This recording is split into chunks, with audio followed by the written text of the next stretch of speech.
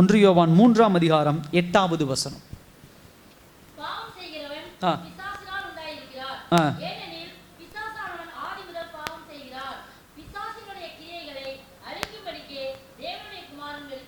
ஹல்லேலூயா. கண்களை மூடி தேவன் நோக்கி பார்க்கலாம். அன்பின் பரலோக பிதாவே, இந்த நல்ல நாளுக்காக நன்றி ஆண்டவரே. வசனம் எங்களோடு பேசட்டும், உடைய வார்த்தை எங்களோடு இடைப்படட்டும், வழி நடத்துங்க. இயேசுவின் நாமத்தில் ஜெபிக்கிறோம் நல்ல பிதாவே, ஆமென். ஹல்லேலூயா. இயேசு கிறிஸ்து எதற்காக இந்த பூமிக்கு வந்தார், ஏன் பிறந்தார், ஏன் மரித்தார், அப்ப எதற்காக வந்தார் அப்படிங்கிறதுல அந்த சீரீஸினுடைய தொடர்களுடைய முதல் பகுதியை கடந்த வாரம் நம்ம தியானித்தோம். பாவிகளை ரட்சிக்க என்ன பண்ணார், இயேசு கிறிஸ்து வந்தார்னு சொல்லி 3ஆம் அதிகாரம் 5வது வசனத்துல சொல்லப்படுது. அதாவது பாவங்களை சுமந்து தீர்க்க வெளிப்பட்டார். 2வது எதற்காக வந்தார் அப்படின்னு சொன்னா 8ஆம் வசனத்துல பார்க்கிறோம், பிசாசினுடைய கிரியைகளை அழிக்கும்படிக்கு தேவனுடைய குமாரன் வெளிப்பட்டார். ஹல்லேலூயா. இன்னைக்கு டிவிகளில் நம்ம பார்க்குறோம், இந்த டெவில், பிசாசு, சாத்தான், இதெல்லாம் டிவிகளில் பார்க்குறோம், நியூஸ் பேப்பரில் பார்க்குறோம். வித்தியாசமாக அங்கே தோன்றுச்சு, இங்கே தோன்றுச்சு, பின்னாடி வெள்ளையாக நின்றுச்சு, கொம்பு தூக்கி நின்றுச்சு, இதுதான் பிசாசு, இதுதான் சாத்தான் அப்படின்லாம் நம்ம என்ன பண்ணுறது பார்க்குறது உண்டு. இன்னும் சில பேர்களுக்கு நம்ம அந்த பேர்களை இட்டு நம்ம என்ன பண்ணுறோம் சொல்கிறது உண்டு. இன்னைக்கு அப்படிப்பட்ட ஒரு கற்பனையான உலகத்தில் நம்ம என்ன பண்ணி கொண்டு இருக்கிறோம், இதுதான் பிசாசு, இதுதான் சாத்தான் அப்படின்னு. சில நேரத்தில் புருஷன் பொண்டாட்டிக்குள்ள சண்டை வந்துட்டா மனைவியை பார்த்து நீ சாத்தான் அப்படின்றவார். இந்த அம்மா உடனே என்ன பண்ணிடும், நீ சாத்தான் அப்படின்னு என்ன பண்ணிடுறாங்க சொன்னான். இப்போ நீ சாத்தான் நீ சாத்தான் அவங்களுக்குள்ளேயே பேர் வச்சுக்குவாங்க. அது மாதிரிலாம் பேர் கொடுக்கறது உண்டு. நல்லா கவனிங்க, இதெல்லாம் நம்ம தேவ சத்தியத்தை அறியாமல் பேசுகிற ஒரு காரியம். பிள்ளைகளை சொல்லுவோம் நீ குட்டி சாத்தான் அப்படிம்போம், நீ குட்டி பிசாசு அப்படின்னு நம்ம சொல்லுவோம். இதெல்லாம் தேவ சத்தியத்தை அறியாமல் சொல்கிற வார்த்தைகள். எவ்வளவு கோபமானாலும் இந்த மாதிரியான வார்த்தைகளை குடும்பத்துக்குள்ளே பகிர்ந்து கொள்ளாதீங்க. ஏன்னு சொல்லி இன்னைக்கு நம்ம அதை தியானிக்க போகிறோம். பிசாசு என்பவன் யார், தேவகுமாரன் ஏன் அவனுக்காக வெளிப்பட்டார், வானத்தையும் பூமியும் படைத்த தெய்வம் ஏன் பிசாசுக்காக இந்த பூமியில் வெளிப்பட்டார், அதை தான் நம்ம என்ன பண்ண போகிறோம் இன்னைக்கு நல்லா ஆழமாக தியானிக்க போகிறோம். முதல் பாயிண்ட் என்னன்னா 8ஆம் வசனத்தில் பார்க்குறோம், பாவம் செய்கிறவன் பிசாசினால் உண்டாயிருக்கிறான், ஏனெனில் பிசாசானவன் ஆதி முதல் பாவம் செய்கிறான்.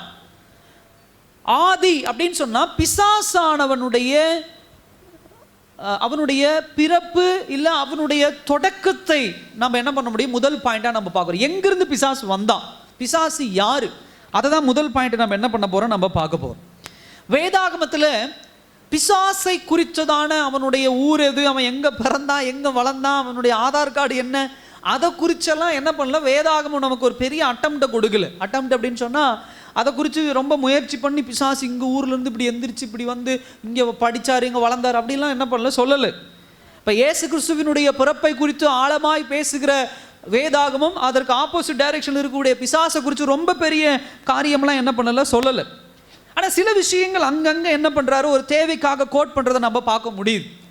எசேக்கியேல் புத்தகத்தில் 28ஆம் அதிகாரம் 12ஆம் வசனத்திலிருந்து 15ஆம் வசனம் வரை நம்ம வாசிக்கும் பொழுது இந்த தீரு ராஜாக்குள்ளிருந்து பிசாசு எப்படி செயல்படுகிறான்ங்கிற அந்த ஒரு போர்ட்ரேட்னு சொல்லுவாங்க, ஒரு உருவகப்படுத்துறதுல பிசாசை குறித்து சில காரியங்களை என்ன பண்ணுகிறது சொல்றதை நம்ம பார்க்க முடியுது. அதாவது பிசாசானவனுடைய குணநலன்கள் அப்படின்னு பார்த்தோம் அப்படின்னு சொன்னா அவனுடைய வேலை என்ன அப்படின்னு சொன்னா, அவன் மனிதர்களுக்கு பின்னால் இருந்து இயங்கக்கூடிய ஒருவன். யாரு, நல்லா கவனிங்க. பிசாசு யாருக்கும் அகைன்ஸ்டா எதிர்த்துல நிக்கிற ஆள் கிடையாது. ஒரு மனுஷனுக்கு சண்டை அப்படின்னா இப்போ உங்களுக்கும் பக்கத்து வீட்டுக்காரருக்கும் சண்டைன்னா எதிரெதிராக நின்று சண்டை போடுவீங்க. பிசாசு அப்படி சண்டை போடுற ஆள் கிடையாது. அவன் எப்பயுமே எப்படிப்பட்ட ஒரு உந்துதலை கொடுப்பான்னா, ஒரு மனுஷனுக்குள்ள உள்ள இருந்து அவனுக்கு பின்னாடி இருந்து இயக்கக்கூடியவனாக இருப்பான். பிசாசுனுடைய மெயின் தாட்டே, மெயின் நோக்கமே என்ன அப்படின்னு சொன்னா, தேவனுக்கு எதிராக எழும்பி நிற்கிறது தான் அவனுடைய முதல் வேலை. என்ன, அதுதான் வேலை. இதுதான் பிசாசினுடைய வேலை. ஸோ அவன் பின்னால் இருந்து செயல்படுகிறவன். அவனுடைய தன்மை என்னன்னா, தேவனுக்கு எதிராக இருக்கணும். தேவன் செய்கிற எல்லா காரியத்துக்கும் எதிராக என்ன பண்ணும் இருக்கும். இந்த பிசாசுங்கிறவன் யார் அப்படின்னு சொன்னா, அவன் தேவனாலே உருவாக்கப்பட்டவன். அல்லேலூயா. அவன் ஒரு கிரியேட்டட் பீயிங் அப்படின்னு சொல்லுவாங்க. அவனும் உருவாக்கப்பட்டவன் தான். கடவுளை போல ஆதி முதல் இருந்தவன் கிடையாது. கடவுளுக்கு தொடக்கம் கிடையாது. கடவுள் இங்கிருந்து உருவானார், அங்கிருந்து அப்படி டக்குன்னு மண்ணில் இருந்து எந்திரிச்சு வந்தார் அப்படிலாம் கிடையாது. கடவுள் தான் முதலாக இருந்தவர். அவர் எங்கிருந்து உருவானார்னு கேட்டீங்கன்னா பதில் கிடையாது. அல்லேலூயா. அவர் எங்கிருந்து வந்தாருன்னு கேட்டிங்கன்னா பதில் கிடையாது. அவங்க அப்பா யார், அவங்க அம்மா யாருன்னு கேட்டிங்கன்னா பதில் கிடையாது. கிரியேஷன் அவருக்கு கிடையாது, உருவாக்கம் படைப்பு அவருக்கு கிடையாது. அவர் தான் படைத்தவர், அவருக்கு படைப்பு கிடையாது. யார் அவரை உருவாக்குனாங்க சொல்ல முடியாது. பட் பிசாசானவனை யார் உருவாக்கினார் அப்படின்னு சொன்னா தேவன் தான் உருவாக்கினார். பிசாசானவனை தேவன் தான் உருவாக்கினார். ஆனால் எப்படி உருவாக்கினார்னா, இப்ப இருக்கிற பிசாசினுடைய குணநலன்களோட கர்த்தர் படைக்கல. அவன் ஒரு தேவதூதன், மனிதர்களுக்கு மேலாக இருக்கக்கூடியவன், கொஞ்சம் வல்லமை கொண்டவன். மனிதர்களுக்கு மேலானவர்கள் தான் தேவதூதர்கள். அந்த தேவதூதர்கள்ல ஒரு மேன்மையான ஒரு பொசிஷன்ல, மேன்மையான ஒரு இடத்துல இருந்ததான் ஒரு ஆள். அவன் தான் யாருன்னா லூசிஃபர்னு சொல்லக்கூடிய அந்த பிசாஸ். ஸோ அவனுக்கு ஒரு நல்ல ஒரு பவர் ஆண்டவர் கொடுத்திருந்தார், ஒரு வல்லமையை தேவன் என்ன பண்ணியிருந்தார், அவனுக்கு என்ன பண்ணியிருந்தார், கொடுத்திருந்தார். எல்லா தேவதூதர்களை காட்டிலும் ஒரு ஒரு ஹையஸ்ட் லெவல், ஒரு மேன்மையான ஒரு லெவலில் அவனை என்ன பண்ணியிருந்தார், அவனை வச்சிருந்தார். அவனை எதுக்கு வச்சிருந்தார் அப்படின்னு சொன்னா, இந்த 28ஆம் அதிகாரத்தில் நம்ம பார்க்குறோம் 14ஆம் வசனத்தில் காப்பாற்றுவதற்காக அபிஷேகம் பண்ணப்பட்ட கேருப் அப்படின்னு என்ன பண்ண சொல்லப்படுகிறது. அதில் பார்க்குறோம், இந்த காப்பாற்றுதல் அப்படின்னா அவன் ஒரு ஒரு ஒரு ஒரு ஒரு கார்டியன் அப்படின்னு சொல்லுவாங்க, ஒரு பாதுகாப்பு போல. அவனுக்கு ஒரு மேன்மையான ஒரு இடத்தை கொடுத்து என்ன பண்ணியிருந்தார், ஆண்டவர் என்ன பண்ணியிருந்தார், அவனை வச்சிருந்தார். அதே போல தேவனை ஈஸியாக தொடர்பு கொள்ளக்கூடிய ஒரு ஸ்தானத்தில் யார் இருந்தா அப்படின்னு சொன்னா இந்த இவன் இருந்தான், பிசாசு என்ன பண்ணா இருந்தான். இன்னைக்கு உதாரணத்துக்கு ஒரு கம்பெனியில் முதலாளி இருக்கிறாருன்னா எல்லாருமே முதலாளி என்ன பண்ண முடியாது, தொடர்பு கொள்ள முடியாது. வேலை செய்கிற எல்லாருமே என்ன பண்ண முடியாது, முதலாளி தொடர்பு கொள்ள முடியாது. அப்போ முதலாளியை தொடர்பு கொள்ளக்கூடிய ஒருவர் யார் அப்படின்னு சொன்னால், அந்த மேனேஜர் அப்படிங்கிற ஒரு பொசிஷனில் யார் வராங்களோ, மேனேஜர் அப்படிங்கிறது காமனான பொசிஷன், அதில் யார் வராங்களோ அவர்கள் முதலாளியை ஈஸியாக என்ன பண்ண முடியும், தொடர்பு கொள்ள முடியும், அவரோட பேச முடியும், அவர் ரூம் போக முடியும், அவருடைய மொபைல் நம்பர் அவர்கிட்ட இருக்கலாம். மற்றவர்கள் எல்லாருமே அந்த மேனேஜர் மூலியமாக ஏதாவது இன்ஃபர்மேஷன் வந்தால் தான் கேட்க முடியும், ஸ்ட்ரெயிட்டாக முதலாளியை போய் பார்க்க முடியாது. இப்படி தேவதூதர்கள் எல்லாரும் இருந்தாங்க. அவர்களுக்கு மேலாக இந்த லூசிஃபர்னு சொல்லக்கூடிய ஒரு கிரியேட்டட் பீயிங், ஒரு தேவதூதன் இருந்தான். அவன் தேவனுக்கும் தேவதூதர்களுக்கும் இடைப்பட்ட ஒரு இடத்துல இருக்கிறான், ஒரு மேன்மையான இடத்துல. அவனுக்கு நான் ஏற்கனவே சொல்லுவேன், ஒரு கார்டியன், ஒரு பாதுகாப்பு, தேவனுடைய சிங்காசனத்தை பாதுகாக்கிறது போல ஒரு மிகப்பெரிய ஒரு இடத்துல அவன் என்ன பண்ணுகிறான், அவன் இருக்கிறான். இப்போ நல்லா அடுத்த ஒரு பாயிண்ட் என்ன அப்படின்னு சொன்னா, இப்படிப்பட்டவன் விழுந்து போகிறான். எப்படி விழுந்து போறான்? உதாரணத்திற்கு ஆதாம் ஏவாளுக்குள்ள டெம்டேஷனை கொண்டு வந்தது, சோதனையை கொண்டு வந்தது யாரு? பாம்பு இல்ல, பிசாசு. அடுத்த கேள்வி என்ன அப்படின்னு சொன்னா, கர்த்தரால் படைக்கப்பட்ட இந்த லூசிஃபர்னு சொல்லக்கூடிய ஒரு தேவதூதன், தேவனிடத்துல கிட்ட நெருங்கி இருக்கக்கூடிய ஒரு தேவதூதன், இவனுக்குள்ள டெம்டேஷனை கொண்டு வந்தது யாரு? அடுத்த கேள்வி அதுதான். சொல்லுங்க பார்க்கலாம். ஆதாம் ஏவாள் ஒரு கிரியேட்டர், உருவாக்கப்பட்டவர்கள் தோட்டத்தில் இருக்கிறாங்க. பிசாசு இவர்களை தூண்டுதலுக்கு உட்படுத்தி பாவத்தை இவங்களுக்குள்ள கொண்டு வந்து இவங்க விழுந்து போகிறார்கள். இப்போ இந்த இடத்தை விட்டுட்டு அப்படியே நீங்கள் பரலோகம் போங்க. இந்த பிசாசு முதல்ல எப்படி உருவாயிருப்பான் அப்படின்னு சொன்னா, தேவனால் படைக்கப்பட்டவன் இந்த பிசாசு. இந்த பிசாசு அந்த லூசிஃபர் ஒரு தேவதூதன். இப்போ இவனுக்குள்ள ஒரு டெம்டேஷன் வந்து, இவனுக்குள்ள ஒரு சோதனை வந்திருக்கு. அப்போ இந்த சோதனை இவனுக்குள்ள எப்படி வந்துச்சு? அவனுக்கு ஒரு பிசாசா? பெருமை தான் யாருக்குள்ள டெம்டேஷனை, சோதனை. எப்படி ஆதாம் ஏவாளுக்குள்ள பிசாசு வந்து சோதனையை உண்டாக்கி அவர்களை விழ செய்தானோ, அதே போல தேவதூதனா இருந்த லூசிஃபருக்குள்ள எப்படி அப்படிப்பட்ட தீயத்தன்மை, அவன் பிசாசானவனாக எப்படி மாறினா அப்படின்னு சொன்னா, பெருமை, ப்ரைடு. இந்த ப்ரைடு தான் என்ன பண்ணுச்சு, அவனை பிசாசாக என்ன பண்ணுச்சு, மாறிச்சு. அப்போ நல்லா கவனிக்க வேண்டிய ஒரு விஷயம், இன்னைக்கு பிசாசை நம்ம ஸ்ட்ரைட்டாக அட்டாக் பண்ணுறோம், ஆனால் பெருமை நமக்குள்ளே இருக்குது, அதை நம்ம பெருசாக பார்க்குறது இல்லை. பிசாசு உருவானதே எதனால் உருவாயிருக்கான்? பெருமையால் தான் என்ன பண்ணியிருக்கிறோம், உருவாயிருக்கிறோம். நீங்கள் அவ்வளோ பெரிய ஆளாக பார்க்குற பிசாசே பெருமையால் தான் மாறி இப்படி டிரான்ஸ்ஃபார்ம் ஆகி இப்படி பிசாசு அந்த பூமியில் இருக்கிறான் அப்படின்னு சொன்னால், இந்த பெருமை எவ்வளவு மோசமானதுன்னு பாருங்க. ஸோ பிசாசின் தொடக்கம் எங்கிருந்து வந்துச்சு அப்படின்னு சொன்னா, பெருமையிலிருந்து தான் வந்துச்சு. அப்ப உண்மையான பிசாசு யாரு? பெருமை தான் உண்மையான பிசாசு. அதுக்கு உருவம் கிடையாது, அதுக்கு கை கிடையாது, அதுக்கு கால் கிடையாது. புரியுதுங்களா நான் சொல்றது? ஸோ ஒரு நல்ல தேவதூதனாக இருந்தவன், ஒரு மேன்மையான இடத்துல இருந்தவன், அவனுக்குள்ள புகுந்த பெருமை. எப்படி ஏதேன் தோட்டத்தில் சர்ப்பத்துக்குள்ள இந்த லூசிஃபர் பிசாசு புகுந்தானோ அது மாதிரி பெருமை அவனுக்குள்ள புகுந்து அவனை பிசாசானவனாக என்ன பண்ணிருச்சு, மாற்றி விட்டுருச்சு. சகோதர சகோதரியே, இன்றைக்கு பாவத்தினுடைய அடித்தளமே அதுதான். நீங்க நம்ம உணர்றது கிடையாது. பிசாசு வந்துட்டானான்னு பிசாசை டார்கெட் பண்ற நீங்களும் நானும் நமக்குள்ள பெருமை வந்துருச்சான்னு முதல்ல நீங்க என்ன பண்ணணும், செக் பண்ணணும். ஒரு மனிதனுக்குள்ள பெருமைதான் எல்லாவற்றிற்கும் வேறா இருக்கிறது, தீவினையா என்ன பண்ணுகிறது இருக்கிறது. ஒரு மனிதன் வீழ்ந்து போகிறதுக்கும் ஒரு மனிதன் அழிந்து போகிறதுக்கும் எது காரணம்னா பெருமை தான். இந்த பெருமை தான் லூசிஃபராக இருந்த ஒரு தேவதூதனாக இருந்த அவனை கீழே என்ன பண்ணுச்சு, விழ செய்தது. நம்ம வேத வசனத்துல வாசிக்கிறோம். லூக்கா 10ஆம் அதிகாரம் 18ஆம் வசனத்துல ஒரு எடுத்து கூட வாசிங்களேன். லூக்கா 10:18.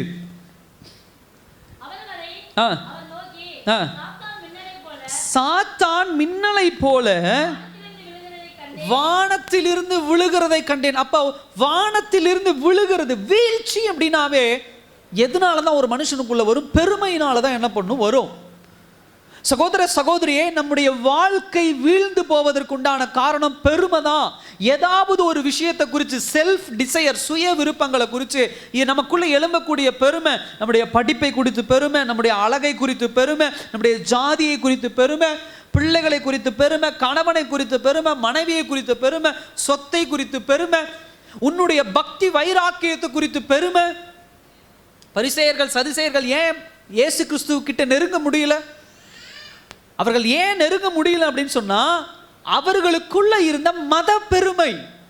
மத பெருமை அப்படின்னு எப்படி புரிந்து கொள்ளலாம்னா, ஜபம் பண்றது சரி, வேதவசனத்தை வாசிக்கிறது சரி, மோசையினுடைய நியாய பிரமாணங்களை பின்பற்றுறது சரி, மோசை கொடுத்த கட்டளைகளை பின்பற்றுறது சரி, ஆனா இது எல்லாமே என்னுடைய கடமை என்று உணராமல் அதை அவர்கள் பெருமையாக என்ன பண்ணார்கள், பார்த்தார்கள்.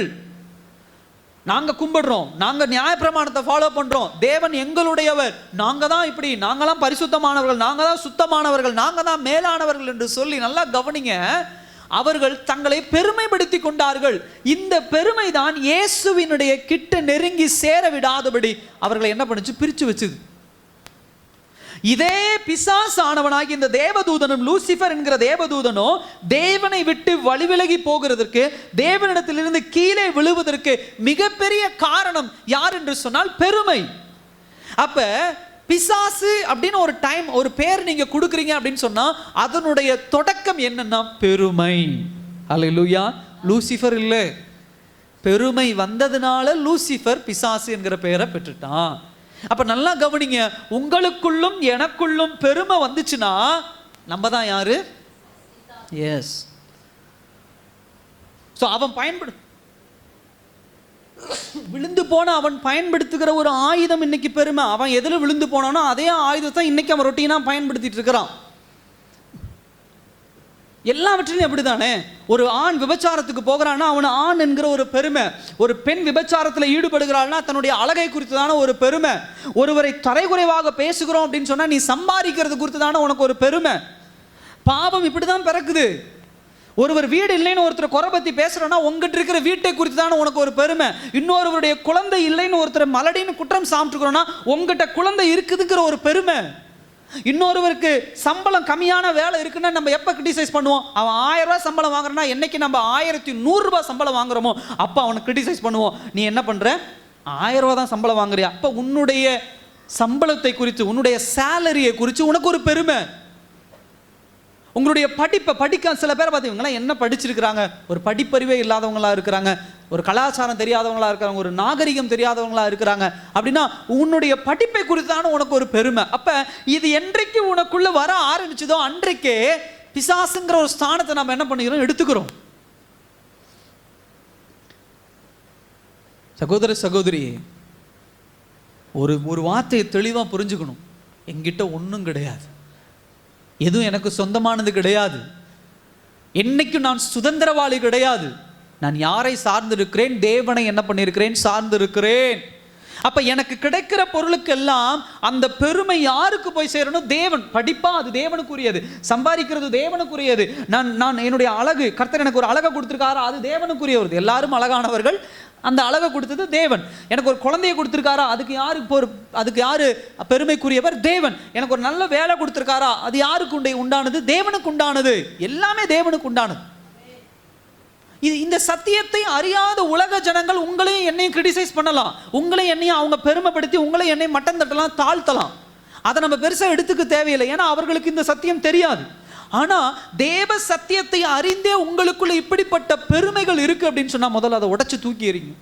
உங்க மகனை குறிச்சு, உங்க மகளை குறிச்சு, உங்க கணவரை குறிச்சு, உங்க படிப்பை குறிச்சு, உங்க ஊரை குறிச்சு, உங்க ஜாதியை குறிச்சு தப்பு தவறி கூட வெளியில் வாயில வந்துடக்கூடாது. எதை குறிச்சும் அப்போஸ்தலனாகிய பவுலை போல எதை குறித்து பேசினாலும் தாழ்மை நமக்குள்ள வரணும், ஹம்பிள்னஸ் வரணும். இதை தான் இயேசு கிறிஸ்து என்ன பண்ணார்? நமக்கு முதலாவது என்ன பண்ணுகிறார்? கற்றுக் கொடுக்கிறார். அல்லேலூயா. அவர் சிலுவையிலே வந்து மரித்ததை விட ஃபர்ஸ்ட் காரியம் இயேசு கிறிஸ்து நம்ம எதை பார்க்கணும்? பிலிப்பியர் 2ஆம் அதிகாரம் 7ஆம் வசனத்தை எடுத்து வாசிங்க. பிலிப்பியர் 2:7. தம்மை தாமே என்ன பண்ணார்? அவர் வெறுமையாக்கினார். அல்லேலூயா. தனக்குள்ள அந்த வெறுமைங்கிறத எப்படி நீங்க புரிஞ்சுக்கணும் அப்படின்னா, அவருக்கு அந்த பவர் உண்டு தன்னை பெருமைப்படுத்திக் கொள்ள. நான் தான் கடவுள், பிதா குமாரன் பரிசுத்த ஆவியானவர், இந்த உலகத்தை படைத்தது நாங்கள் தான், இந்த உலகத்துக்கு சொந்தக்காரர் நாங்கள் தான், எங்களுக்கு தொடக்கமும் கிடையாது, எங்களுக்கு முடிவும் கிடையாது, நாங்க தான் எல்லாமே அப்படிங்கிற ஒரு ஸ்தானத்தை என்ன பண்ணார்? அவர் வெறுமையாக்கினார். ஸோ இதுதான் ஃபர்ஸ்ட் பாயிண்ட். இயேசு கிறிஸ்துவிட்ட நம்ம வந்து கற்றுக்க வேண்டிய ஒரு விஷயம், தன்னை வெறுமையாக்குகிற ஒரு விஷயம், தன்னை உடைச்சி எறிகிற ஒரு விஷயம். உங்ககிட்ட என்ன வேணா இருக்கலாம் பிரதர், உங்ககிட்ட என்ன வேணா இருக்கலாம் சிஸ்டர், தயவு செய்து அதெல்லாம் வெறுமையாக்குங்க. வெறுமையாக்குங்க அப்படின்னு சொன்னால் எங்கே போய் தூக்கி எறிங்க, அதை காலி பண்ணுங்க அப்படின்னு நான் சொல்லலை. எப்பயுமே உங்ககிட்ட இருக்கிற பொருள் உங்களுக்கு சொந்தம் நினைக்காதீங்க. அல்லேலூயா. ஆமாவா இல்லையா? அப்படி நினைச்சு பாருங்க. ஒரு பொருள் உங்கள் வீட்டில் ஒருத்தர் வந்து கொடுத்துட்டு போகிறாங்கன்னா அந்த பொருளை குறித்து நீங்கள் என்ன நினைப்பீங்க? ஒரு 2 பவுன் சைனை கொண்டாந்து பக்கத்து வீட்டில் ஒரு அம்மா கொடுத்துட்டு போகிறாங்க, நாங்கள் ஊருக்கு போகிறாங்க 5 நாள், அந்த சைனை உங்ககிட்ட இருக்கட்டும் அப்படின்னா அந்த சைனை வாங்கி வீட்டில் வைக்கிறீங்க. வீட்டில் வைக்கும்போது உங்கள் மனசு எப்படிப்பட்ட ஒரு எண்ணம் எப்படி இருக்கும்? பத்திரமா பார்த்துக்கணும். ஏன்? இது எனக்கு சொந்தமானது இல்லை, யாருது? அவங்களுக்கு. அடுத்த ஒரு விஷயம், ஒரு வாரம் நான் ஊருக்கு போகிறேன்னு சொல்கிறாமா, 2 நாள் வந்து கேட்டாலும் நீ என்ன பண்ணிடணும்? எடுத்து கொடுத்துடணும். அதை வச்சு நம்ம என்ன பண்ண முடியாது? ஒன்றும் பண்ண முடியாது. அதை நம்ம சொந்தமாக்கி கொள்ள முடியாது. நம்ம அணிஞ்சிட்டு வெளியே போனால் இன்னொருத்தன் பார்த்து கேள்வி கேட்டுருவோம், இது அந்தம்மா செயினில் நீ போட்டு வந்திருக்கிறார், அது அந்தம்மாவுக்கு தெரிஞ்சால் அதை விட கேவலமாயிடும். அப்போ நம்ம மனசு எப்பயுமே ஒரு எண்ணம் இருக்கும், இது அவங்க பொருள் இருக்கட்டும், அது அவங்க எப்போ வந்து கேட்டாலும் நம்ம என்ன பண்ணிடணும்? எடுத்துக்கணும். நமக்கு சொந்தமானது இல்லை. அல்லேலூயா. இதுதான் இப்படிப்பட்ட மனநிலைமை நீங்க எல்லா விஷயத்திலும் வளர்த்து பாருங்க. அந்த பொருளை குறித்து உங்களுக்குள்ள என்ன வராது? மேன்மை வராது. அதை குறித்து பெருமை என்ன பண்ணாது? வராது. ஸோ இதுதான் பிசாசானவன், இதுதான் பிசாசானவனுடைய ஒரு காரியம். ஸோ கர்த்தர் என்ன பண்றாரு? அவனுடைய தொடக்கம் பிசாசு அப்படின்னா பெருமை, அதுதான் ஃபர்ஸ்ட். அது வந்து லூசிஃபருக்குள்ள போகுது. ஸோ இப்போ பிசாசானவன் என்ன பண்றான்? லூசிஃபர் என்ன பண்ணிட்டான்? பிசாசா உருமாறிடுறான். இப்போ அவன் என்ன பண்ணுறான்னு பார்த்தீங்கன்னா, வேதவசனத்தில் நம்ம வாசிக்கிறோம், வெளிப்படுத்தின விசேஷம் 12ஆம் அதிகாரம், யூதா 6, 2 பேதுரு 2ஆம் அதிகாரம் 4ஆம் வசனத்தில் ஒரு பெரும் கூட்டத்தை என்ன பண்ணுறான்?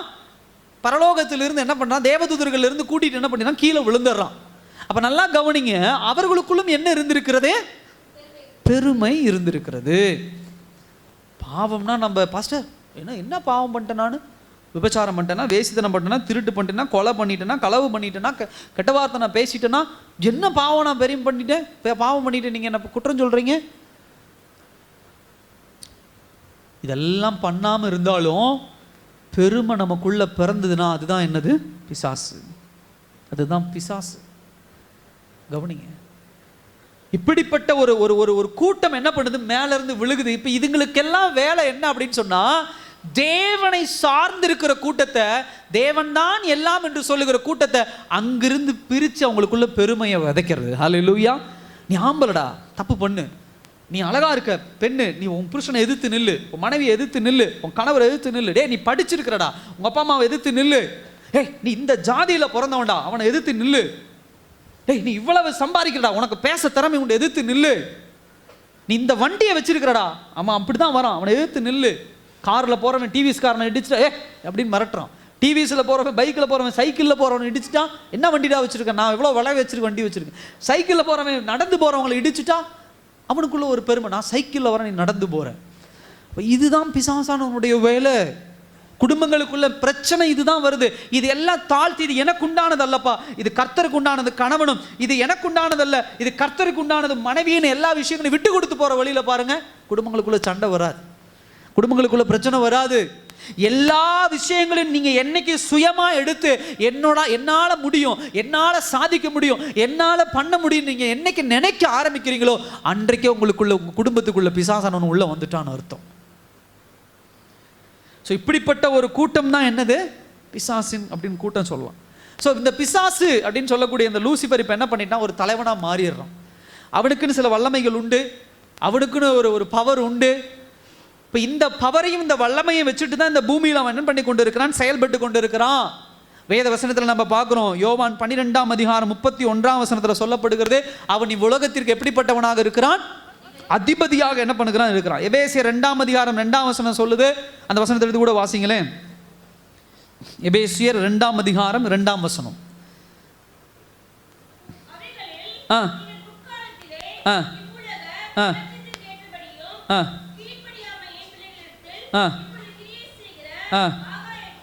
ஆகாயத்து, நல்லா கவனிங்க, இவ்வுலகத்துக்கு அவனுக்கு அதிகாரம் கிடைக்கப்பட்டிருக்குது, ஆகாயத்துக்கு அதிகாரம் கிடைக்கப்பட்டிருக்கிறது.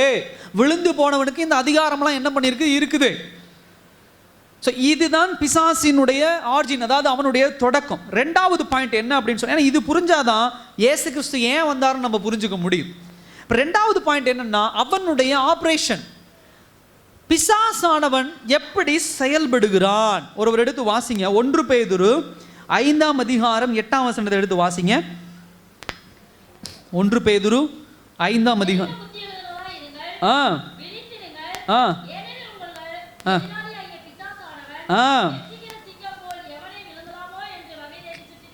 கெர்ச்சிக்கிற சிங்கம் போல் எவனை விழுங்கலாமோ என்று வகை தேடி சுற்றி திரிகிறான். அல்லேலூயா.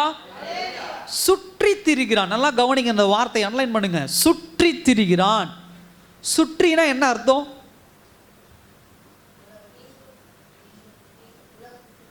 உலகத்தை சுத்தி. பிசாசு உலகத்தையா சுத்திட்டு இருக்கிறான், பூமிக்கு வெளியே போய் சுத்திட்டு இருக்கிறானா, எங்கி இருப்பான், அப்படி இருக்க மாட்டான். பிசாசு எல்லா இடத்துலையும் இருக்கக்கூடிய அனுமதி அவன் கிடையாது. தேவன் மாத்திரம் தான் எல்லா இடத்துலையும் இருக்கக்கூடியவன்.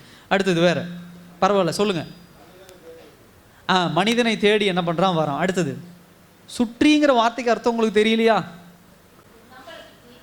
நம்மளை சுற்றி அப்படின்னு சொன்னா குடும்பத்தில்.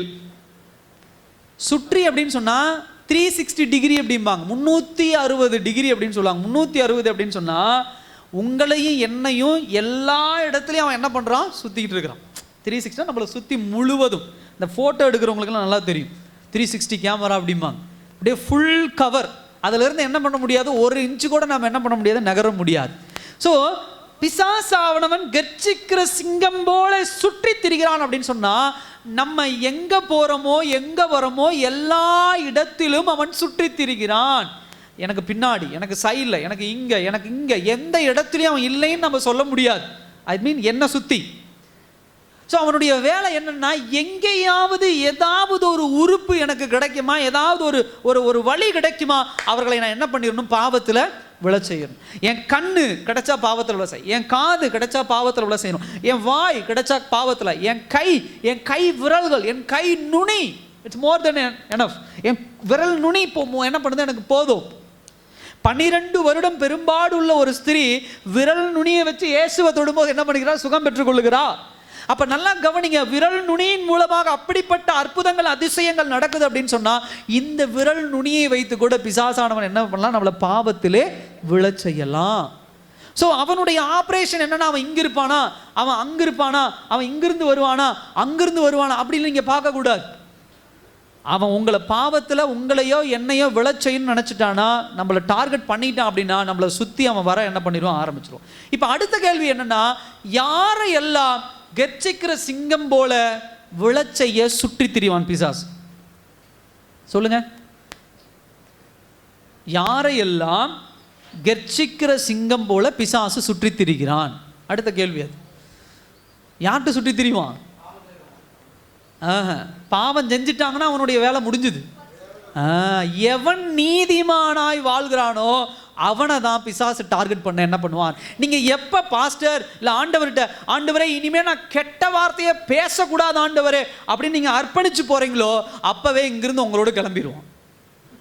என்ன பண்ணிடுவான்? ஓ நீ அர்ப்பணிச்சிட்டியா? இன்னும் டார்கெட் இங்கே சபையில் நம்ம இப்போ 40-50 பேர் இருக்கிறோம் அப்படின்னா இன்றைக்கி நம்மளுடைய ஒரு கூட்டம் இங்கே இருக்குதுன்னு வச்சுக்கோங்க. இப்போ நீங்கள் ஜெபம் பண்ணுறீங்க, ஐயோ ஆண்டவரே கடந்த வாரம் நான் கெட்ட வார்த்தை பேசிட்டேன் ஆண்டவரே, இந்த வாரம் நான் கெட்ட வார்த்தை பேசக்கூடாதுன்னு நீங்கள் ஜெபிச்சுட்டு இங்கேருந்து கிளம்போது வாசல் அங்கே நிற்பான். இப்போ போகலாம். எதுக்கு? அவனுடைய வேலை எப்போ முடியும் தொடங்குது அப்படின்னு சொன்னால், உங்களை கெட்ட வார்த்தை நீங்கள் எப்போ பேசக்கூடாதுன்னு முடிவு பண்ணுறீங்களோ அப்போ அவன் வேலை தொடங்குது. அவனுடைய வேலை எப்போ முடியுது அப்படின்னா அவங்களை கெட்ட வார்த்தை பேச வச்சுட்டு அவங்க அடுத்த காலி பண்ணிடுவோம். அல்லேலூயா. ஏன்னா கெட்ட வார்த்தை பேசுவதை உங்களுக்குள்ள ஒரு குணமாக விதைச்சிட்டு போயிடுறான். புரிஞ்சுக்கோங்க.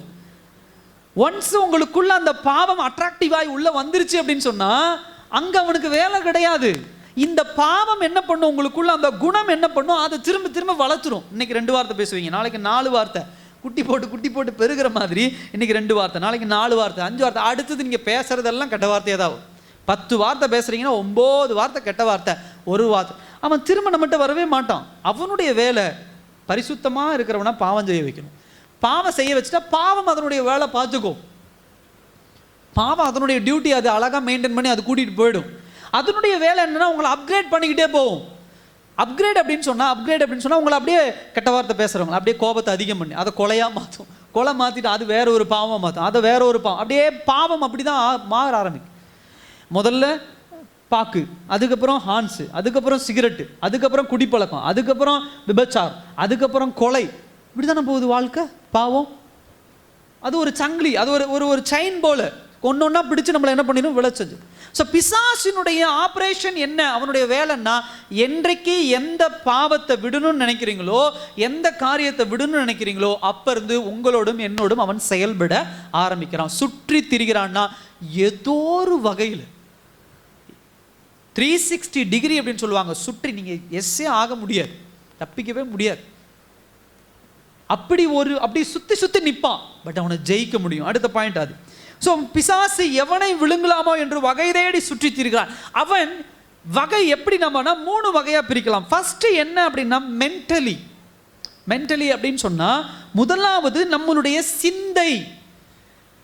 ஒரு மனுஷனுடைய வாழ்க்கையில பிசாசு முதல்ல நாடுகிற விஷயம் என்னன்னா சிந்தை. நல்லா கவனிங்க, சிந்தை. இந்த சிந்தையை தான் என்ன பண்ணுவான், அந்த சிந்தையில் இருக்கக்கூடிய காரியங்களை டெஸ்ட்ராய் பண்றது, அதை அழிக்கிறது. ஒரு மனுஷனுடைய வாழ்க்கையில தவறு பண்ண வைக்கணும், பாவம் பண்ண வைக்கணும் அப்படின்னு சொன்னா பிசாசு பண்ற வேலை அவன் சிந்தையிலே தவறான காரியங்களை விதைக்கிறது. அவனுடைய மூளையில அவனுடைய எண்ணத்துல என்ன பண்ணுவது, விதைக்கிறது. ஒரு வசனத்தை எடுத்து வாசிங்க. யோவான் 17ஆம் அதிகாரம் 17ஆம் வசனத்தை வாசிங்க. யோவான் 17:17.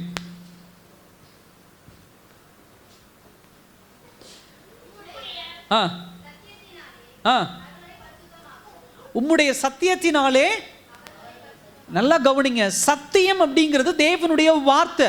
தேவனுடைய வார்த்தை ஒவ்வொரு மனுஷனுடைய சிந்தனையில, எண்ணத்துல, மூளையில செயல்படுது. முதலாவது அங்கதான் போகுது.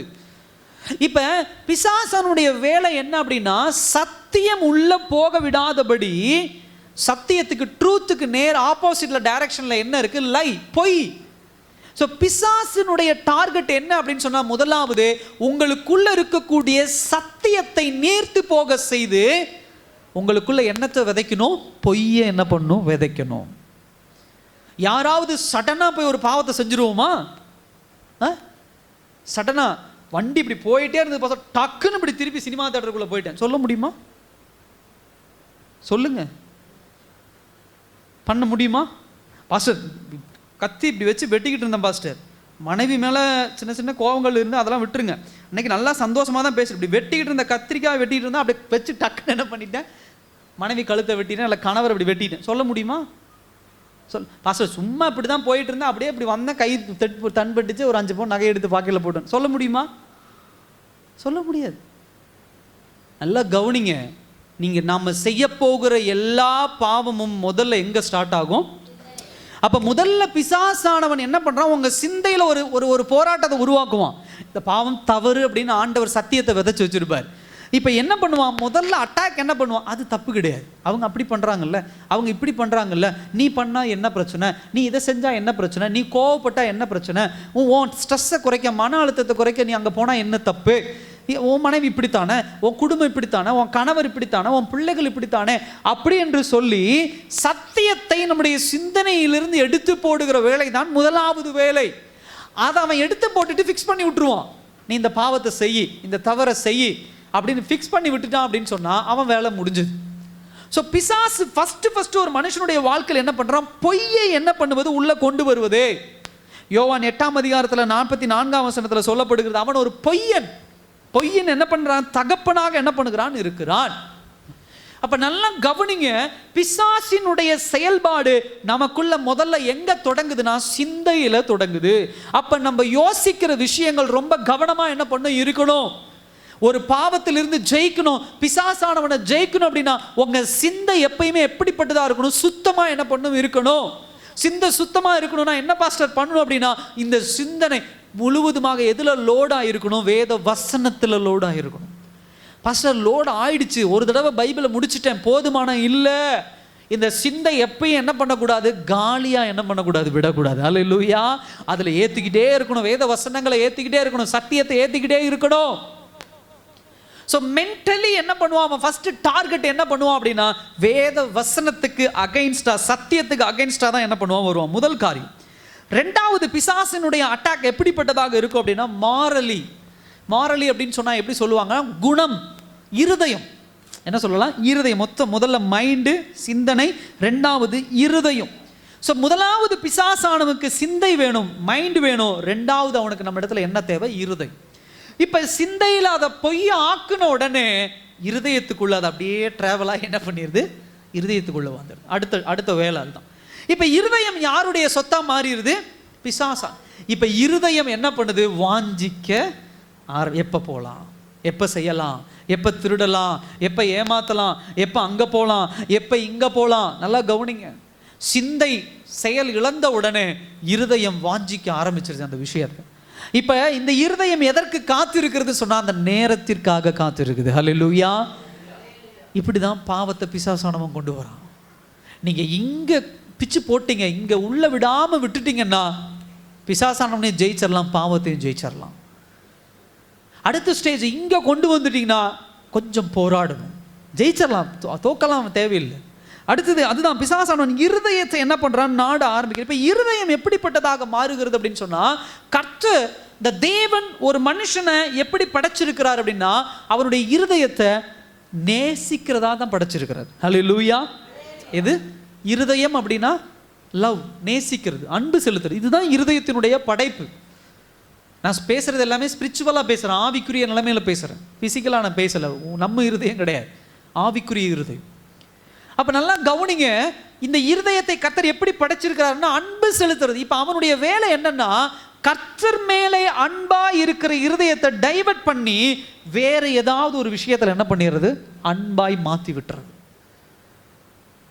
உங்களுக்கு தெரியாது நீங்க எதன் மேலே அன்பு வச்சிருக்கிறீங்க அப்படிங்கிறது.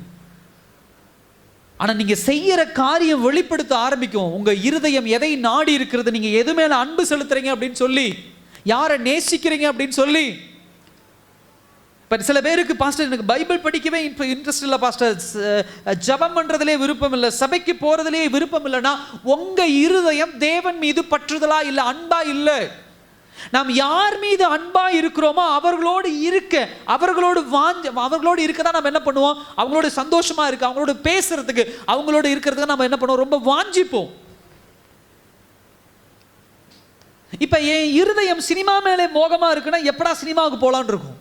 என் இருதயம் என் ஃப்ரெண்ட்ஸோட சேர்ந்து எங்கேயாவது ஜாலியாக போகணும் அப்படின்னு சொன்னால் அது எப்போ டூர் போகலாம், எங்கே எப்போ அங்கே போகலாம், எப்போ இங்கே, இதே தான் இருதயம் வாஞ்சிக்கும்.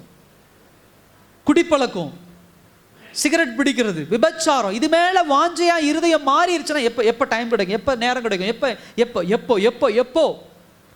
ஸோ அது உங்கள் விருப்பமாக மாறிடும். இருதயத்தின் விருப்பமாக என்ன பண்ணிடும், அது மாற ஆரம்பிச்சிடும்.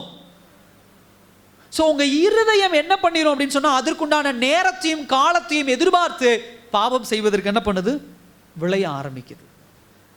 மூன்றாவது ஒரு காரியம் வில், விருப்பம், சித்தம் அப்படின்னு சொல்லலாம். நான் ஏற்கனவே சொன்னேன், முதல்ல சிந்தை, இரண்டாவது இருதயம், மூன்றாவது சித்தம். இந்த சித்தத்தை நம்ம எப்படி புரிஞ்சுக்கலாம் அப்படின்னா, மோட்டிவேஷனலாக என்ன பண்ணிடலாம் புரிஞ்சுக்கலாம். எப்படி மோட்டிவேஷனாக புரிஞ்சுக்கலாம் அப்படின்னு சொன்னா, நீங்க எதுக்கு வாழ்றீங்க அப்படிங்கிறதையே உங்க இருதயத்திலிருந்து மறக்க செய்து, அந்த சித்தத்தை மறக்க செய்து, பாவம் செய்கிற சித்தத்தை உங்களுக்குள்ள என்ன பண்ணிடுவோம், விதைக்க ஆரம்பிச்சிருவோம். என் கணவன், என் மனைவி, என் பிள்ளைகள், என் குடும்பம், இவங்க நல்லா இருக்கணும், சந்தோஷமா இருக்கணும், மகிழ்ச்சியா இருக்கணும், இப்படிதான் ஒரு குடும்பம் வாழ ஆரம்பிக்குது. ஆனா இவர்களுக்குள்ள புகுந்த பாவம், மனைவி அழுகிறது கண்ணுக்கு தெரியாது, கணவன் கஷ்டப்படுறது கண்ணுக்கு தெரியாது, பிள்ளைகள் வேதனைப்படுவது கண்ணுக்கு தெரியாது. இவர்கள் முழுக்க முழுக்க அவருடைய சித்தம் எப்படிப்பட்டதாக இருக்கணும், என் சுயம் என்ன பண்ணணும், சாட்டிஸ்ஃபை ஆகணும், நான் நினைச்சதை சாதிக்கணும், நான் விருப்பப்பட்டதை அடையணும், என் மாம்சம் சந்தோஷம் அடையணும்.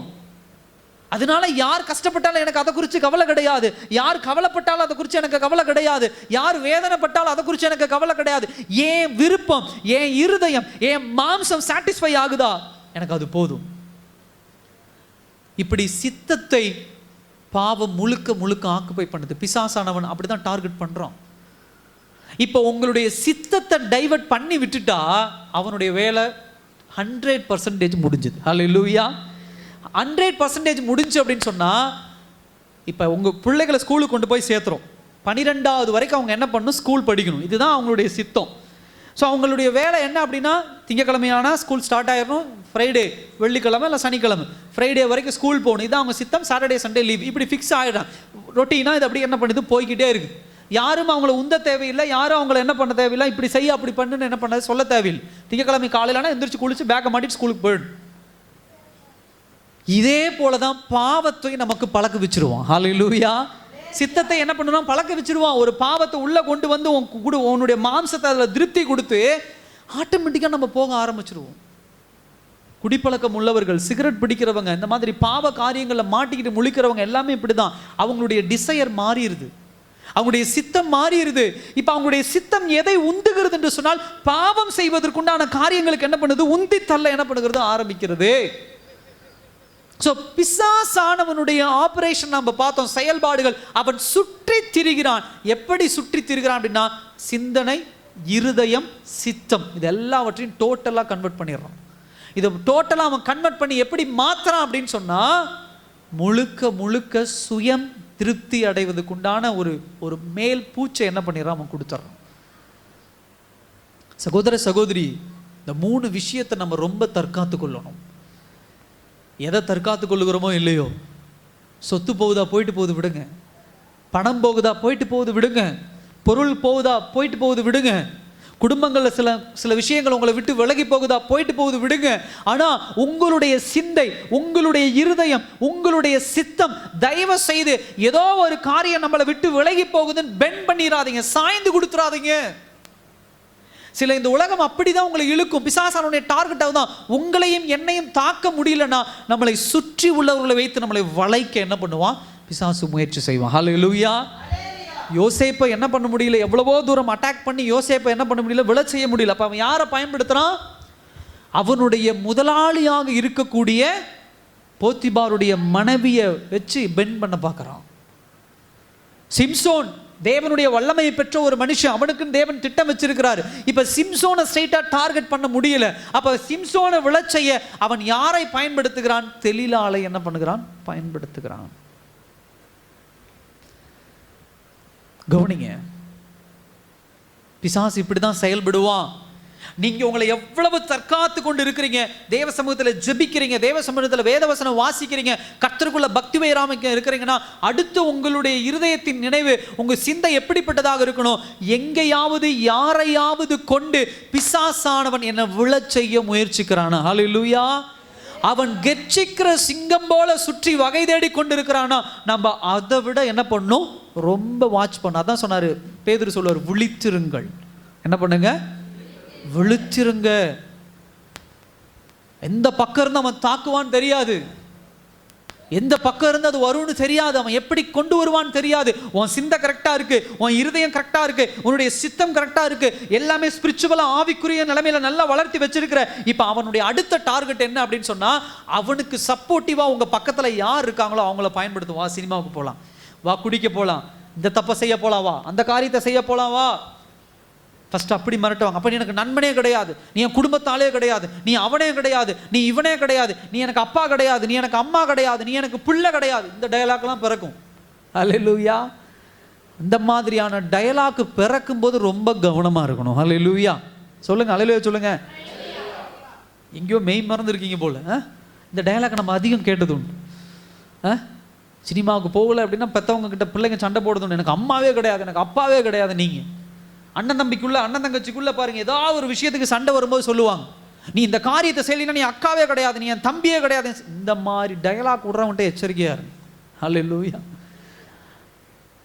அவன் எதுவோ உங்களை பிளான் பண்ணி பிசாசு விளைச்சைய தான் இப்படிப்பட்ட ஒரு டயலாக் என்ன பண்ணுது வருது. சகோதர சகோதரி, இந்த தெளிவா நம்ம என்ன பண்ணணும் புரிஞ்சுக்கணும். ஸோ பென் பண்ண, அதாவது வளைஞ்சு போக விடக்கூடாது. அடுத்தது என்னன்னா, தேவனுடைய வார்த்தையை மீறுவதற்குண்டான மனிதர்களையும் சூழ்நிலைகளையும் பிசாசானவன் உருவாக்குவான். அல்லேலூயா. ரொம்ப கவனமா இருக்கணும். அதுக்குண்டான சூழ்நிலையை உருவாக்குவான், அதற்குண்டான மனிதர்களை கொண்டு வருவான் அவங்க வாழ்க்கையில. தேவ வார்த்தைக்கு, வேத வசனத்திற்கு அதை வேண்டான்னு சொல்லி அதுக்கு எதிர்த்து நிற்கக்கூடிய, கர்த்தருக்கு எதிர்த்து நிற்கக்கூடிய சூழ்நிலைகள் என்ன பண்ணுவோம். இதெல்லாம் முக்கியமான விஷயம். அடுத்தது, எந்த விஷயத்தை நீங்க பாவம்னு நினைக்கிறீங்களோ அந்த விஷயத்தை பாவம் இல்லப்பா, அது நல்லது அப்படின்னு சொல்லி என்ன பண்ணுவோம், உங்க மைண்ட்ல மாற்ற முயற்சி பண்ணுவோம். இதெல்லாம் பிசாசினுடைய வேலை. ரெண்டாவது பாயிண்ட் இது, இதெல்லாம் பிசாசு பண்ற வேலை. மூன்றாவது கடைசி ஒரு காரியம் 8ஆம் வசனத்தில் சொல்லுது, பிசாசினுடைய கிரியைகளை அழிக்கும்படிக்கே தேவனுடைய குமாரன் என்ன பண்ணார், வெளிப்பட்டார். ஹல்லேலூயா. சோ பிசாசினுடைய கிரியைகளை அழிக்க, நல்லா கவனிங்க, பிசாசை அழிக்க அல்ல, பிசாசினுடைய கிரியைகளை அழிக்க. தேவகுமாரன் இயேசு கிறிஸ்து இந்த பூமியில வந்த காரியம் அதுதான். பிசாசை என்ன பண்ணலாம், ஆண்டவர் அழிக்கல. பிசாசுக்கு உண்டான அழிவு எப்பொழுது அப்படின்னு சொன்னா, தேவனுடைய இரண்டாம் வருகையிலே, இயேசு கிறிஸ்துவினுடைய இரண்டாம் வருகையிலே நரகத்திலே தள்ளப்படுவதுதான் பிசாசினுடைய அழிவு. இப்ப ஆண்டவர் இயேசு கிறிஸ்து இந்த பூமியில வந்து ரத்தம் சிந்தி உங்களையும் என்னையும் மீட்டது எதுக்கு அப்படின்னு சொன்னா, உங்க வாழ்க்கையில செயல்படுகிற பிசாசின் கிரியைகளை அழிக்க தான் இயேசு கிறிஸ்து இந்த உலகத்துல என்ன பண்ணார், வந்தார். அல்லேலூயா. அவன் உங்க சிந்தையில செயல்படுகிற கிரியை, உங்க இருதயத்துல செயல்படுகிற கிரியை, உங்க சித்தத்துல செயல்படுகிற கிரியை, அவனுடைய செயல்பாடுகள், அவனுடைய கிரியைகளை என்ன பண்ணுது, முற்றிலுமாக உங்களிடத்தில் என்ன பண்ணுவது, அழித்து போடுவது. இயேசு கிறிஸ்து சிலுவையில் மரிக்கும் போது ஒரு வார்த்தை சொல்லுவார். என்ன சொல்லுவார்? கடைசி ஒரு வார்த்தை, 7 வார்த்தைகள் பேசுவார். கடைசி வார்த்தை என்ன இல்லை, அந்த 7 வார்த்தை வரும்போது வேற அவர் ஒரு வார்த்தை மென்ஷன் பண்ணுவார். என்ன சொல்லுவார் அப்படின்னு சொன்னா, எல்லாம் முடிந்தது. நல்லா கவனிங்க அந்த வார்த்தை, நல்லா கவனிங்க. அவர் இந்த உலகத்தில் வரணும், இந்த உலகத்தில் வந்து ரத்தம் சிந்தணும், அவர் இந்த உலகத்தில் வந்து அவர் என்ன பண்ணணும், சிலுவையில் நிர்வாணமாக அடிக்கப்படணும். இது எல்லாமே அவருக்கு கொடுத்த டாஸ்க். ஆமாவா இல்லையா? பிதா தன்னுடைய ஒரே பேரான குமாரனுக்கு கொடுத்த வேலை என்ன, எப்பா நீ போப்பா, நீ போய் 33 வருஷம் வாழ்ந்துட்டு உன்னை ஒருத்தன் காட்டி கொடுப்பான், காட்டி கொடுத்தோன்னே உன்னை கொண்டு போய் சிலுவையில் அறைவாங்க, சிலுவையில் அரைஞ்சோன்னு நீ என்ன பண்ணணும், சாகணும். இது தேவனுக்கு இயேசு கிறிஸ்து கொடுக்கப்பட்ட வேலை. அப்ப ஆண்டவர் சிலுவையில் அடிச்ச உடனே அவர் என்ன வார்த்தை சொல்லியிருக்கணும், என்ன சொல்லியிருக்கணும், நான் என்ன பண்ணிட்டேன், எல்லாத்தையும் முடிச்சிட்டேன் அப்படின்னு சொல்லியிருக்கணும். ஆனால் அவர் என்ன வார்த்தை அங்கே சொல்றாருன்னா, எல்லாம் முடிந்தது. தன்னை அவர் சொல்லல, எல்லா விஷயங்களையும் சொல்றாரு, எல்லாம் முடிந்தது. என்ன எல்லாம் முடிந்தது அப்படின்னு சொன்னா, ஒரு மனுஷனுடைய வாழ்க்கையில செயல்படுகிற எல்லா பிசாசின் கிரியைகளையும் ஜெயிக்கிற பலனுக்குண்டான ஆதாயத்தை சிலுவையில் தேவன் நமக்காக கொடுத்திருக்கிறார். அல்லேலூயா. இயேசு கிறிஸ்து சிலுவையில் நமக்கு என்ன பண்ணியிருக்கிறார், சுதந்திரித்து கொடுத்திருக்கிறார். ஒருவர் கூட ஒரு வசனத்தை வாசிங்க, எபிரேயர் புத்தகம் 2ஆம் அதிகாரம் 14ஆம் வசனத்தை வாசிங்க. எபிரேயர் 2:14.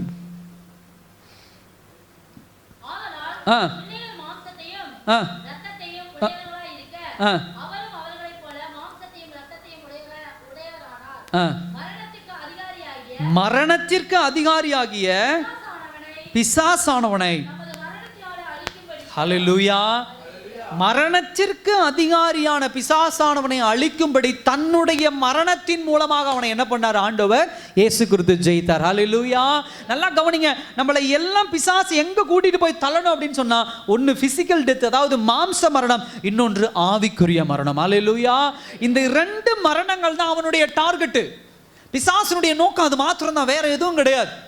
இப்ப இந்த 2 மரணம்ங்கிற வார்த்தையை அவர் எப்படி சுதந்திரிச்சு கொடுத்தாருன்னா, தன்னுடைய மரணத்தின் மூலமாக அத்தனை என்ன பண்றார்? ஆண்டவர் ஜெயிச்சிட்டார். ஹல்லேலூயா. ஜெயிச்சிட்டார். ஆவிக்குரிய மரணம் என்பது நரகத்தை தான் நமக்கு சுதந்திரமாக பிசாசு உருவாக்கி கொடுத்துக்கிட்டு இருக்கிறான். இயேசு கிறிஸ்து இந்த பூமியில வந்தது அந்த நரகம் இல்லாமல் பரலோகம் என்கிற ஒரு சுதந்திரத்தை கொடுத்திருக்கிறார். அதுக்காக தான் இந்த பூமியில அவர் வந்து என்ன பண்ணார்? மரித்தார். அவனுடைய வேலைகளை அதான் ஆண்டவர் என்ன பண்ணார்? உடைத்தார்.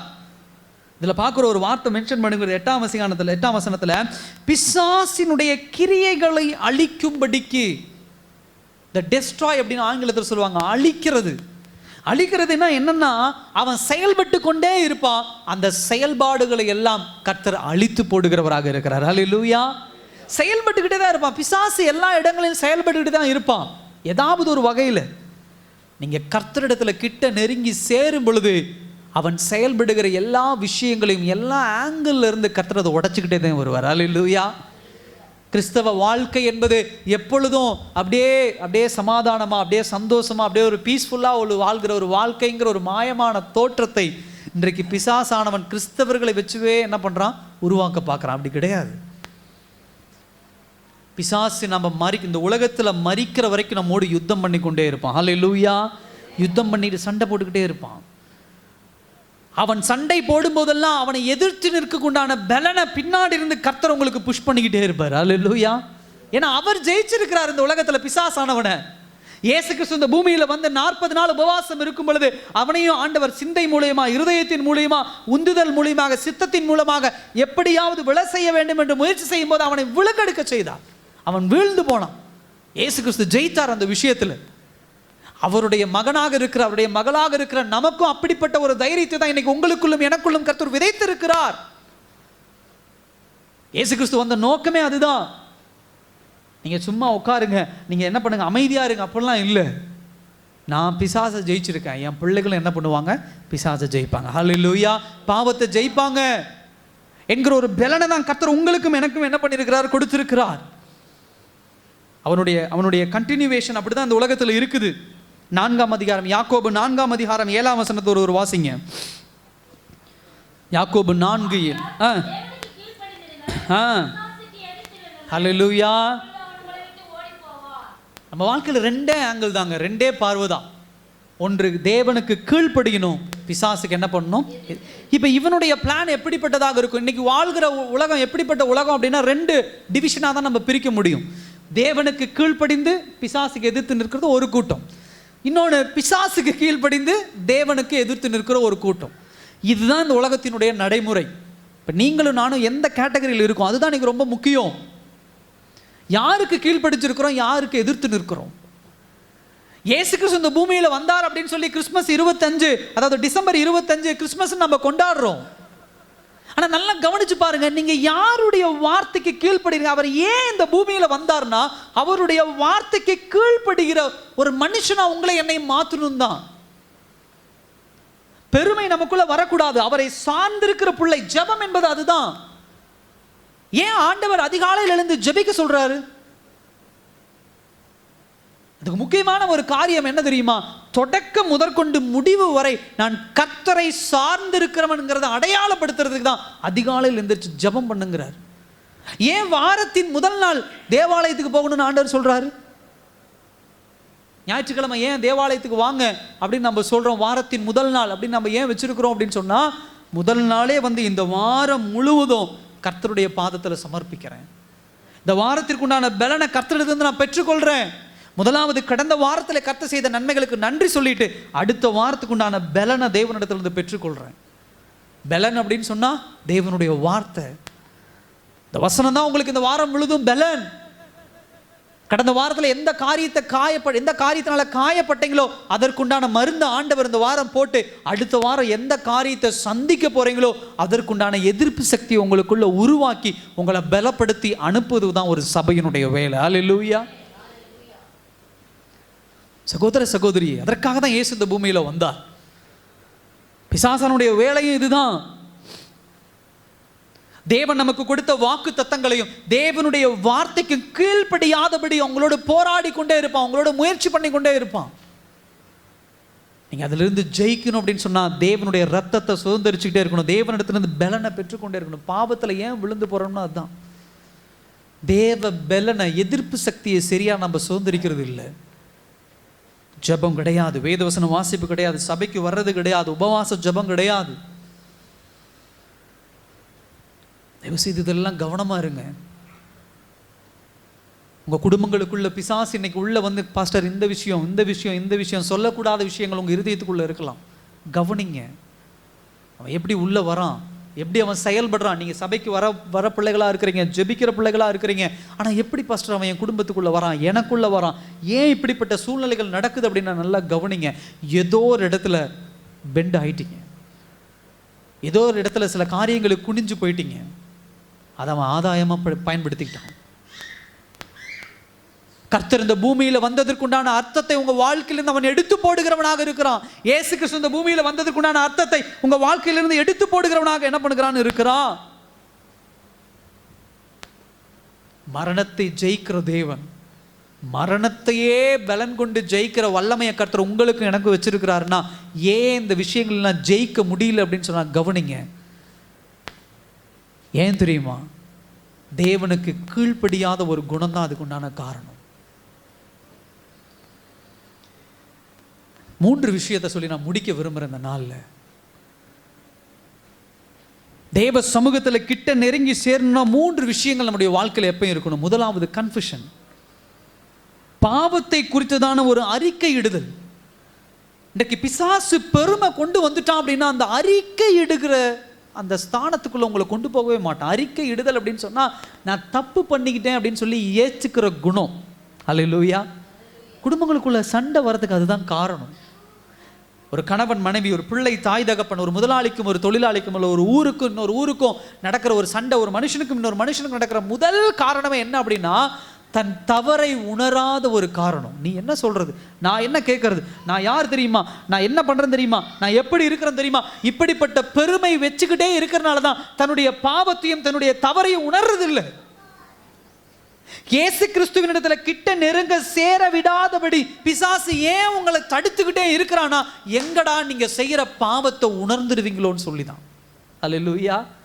ஏன்னா தேவ சமூகத்து கிட்ட நெருங்கி சேரும் பொழுது முதலாவது விஷயம் நம்முடைய பாவத்தை நாம் உணர ஆரம்பிப்போம்.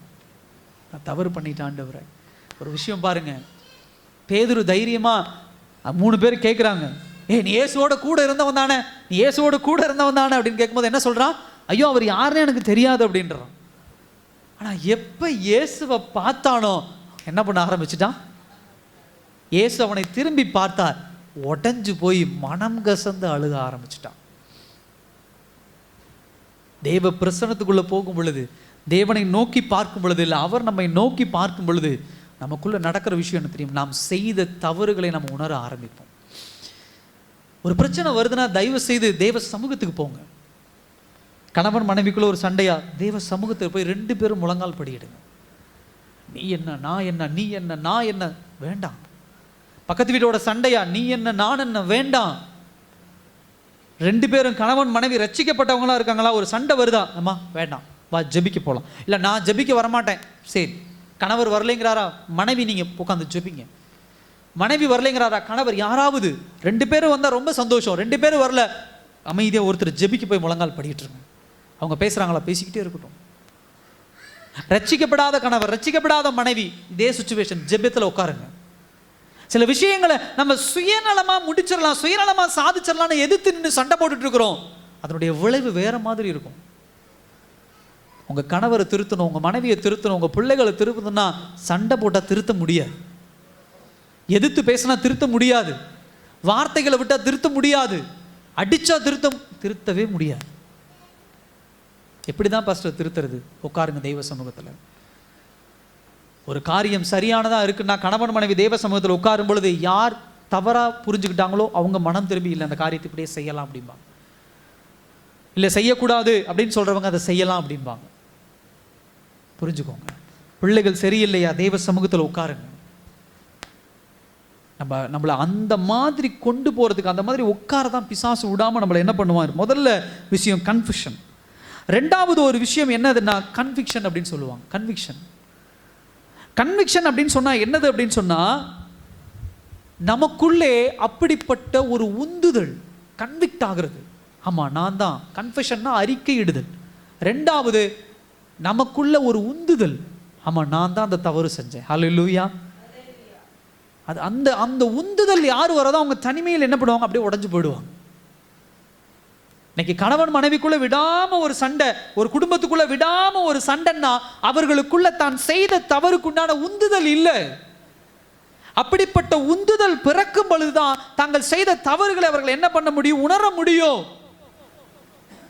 மூன்றாவது ஒரு விஷயம், கடவுள் தண்டிப்பதற்கு தயவு செய்து ஒப்பு கொடுங்க. அல்லேலூயா. இந்த மூணு விஷயம், முதலாவது அறிக்கை இடுகிற மனப்பாங்கு, ரெண்டாவது பாவத்தை குறித்ததான உந்துதல், பரிசுத்த ஆவியானவர் நமக்குள்ள செயல்படணும், மூன்றாவது தண்டிக்கிற உரிமையை யாருக்கிட்ட கொடுக்கணும்? யார்கிட்ட கொடுக்கணும்? தேவன்கிட்ட கொடுக்கணும். ஹல்லேலூயா. சில விஷயங்களுக்கு கர்த்தர் உங்களை தண்டிக்கிறாருன்னா, சில விஷயங்கள் ஆண்டவர் உங்களை வந்து ஒரு காரியத்தை, ஒரு பிள்ளை கெட்டு போகிறத தகப்பனும் தாயும் விரும்ப மாட்டாங்க. சில நேரத்தில் பிரம்ப கையாளுவாங்க, கன்னத்தில் அடிப்பாங்க, சில விஷயங்கள் அவங்ககிட்ட இருந்து எடுப்பாங்க. ஏன்? என் பிள்ளை கெட்டு போயிடக்கூடாது. கர்த்தரும் அப்படி தானே.